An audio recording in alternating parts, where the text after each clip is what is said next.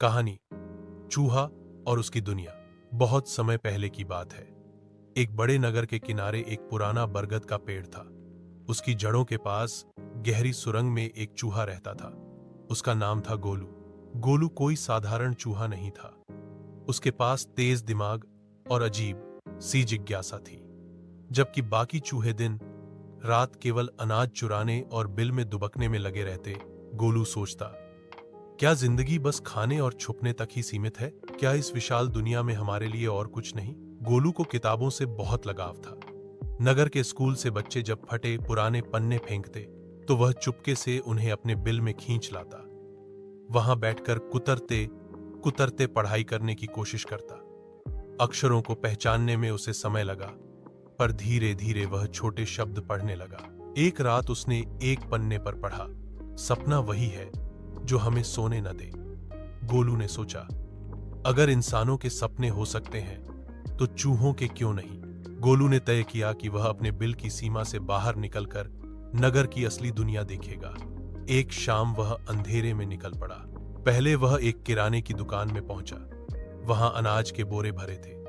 बाकी चूहे खुशी खुशी दाने कुतरने लगे।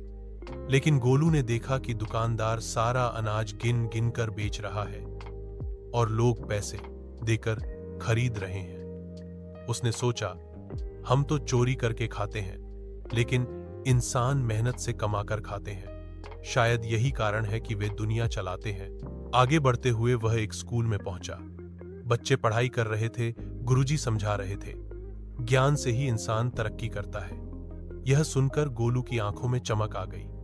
उसने सोचा, अगर चूहों को भी ज्ञान मिल जाए तो हम भी बदल सकते हैं। गोलू की खोज यात्रा जारी रही। एक दिन वह पास के गांव पहुंचा। वहां मिट्टी के घरों में रहने वाले चूहे खुलेआम खेतों में घूमते और अनाज का आनंद लेते। गांव का बुजुर्ग चूहा बोला, बेटा, हम यहां चैन से रहते हैं।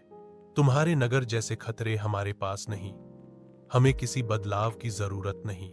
गोलू ने उत्तर दिया, लेकिन दादाजी, अगर हम हमेशा डर डर कर और चोरी छुपे जिएंगे तो कभी इंसानों जैसी इज्जत नहीं पाएंगे।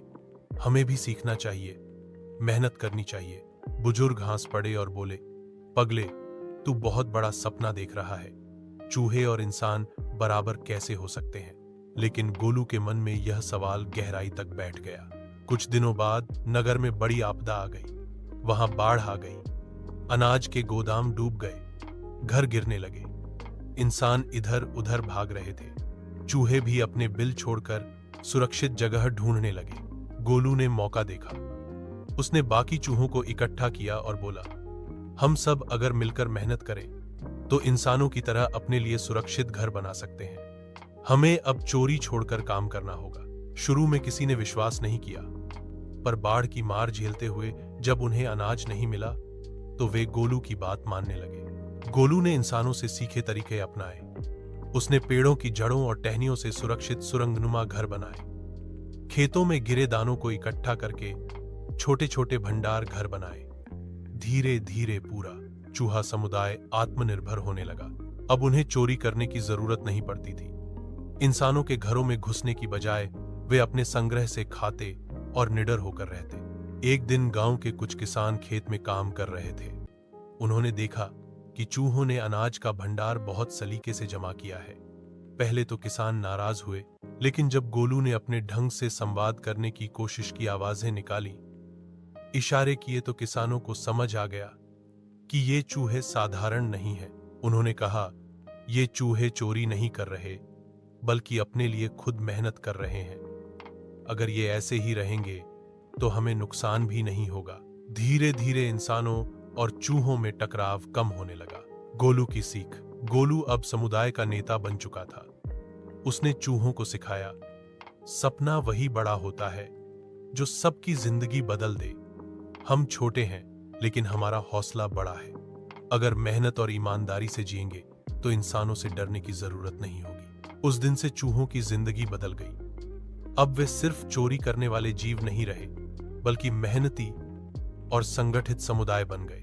निष्कर्ष, गोलू की कहानी यह बताती है कि चाहे जीव कितना भी छोटा क्यों न हो, अगर उसके सपने बड़े हैं और इरादा मजबूत है तो वह अपनी दुनिया बदल सकता है।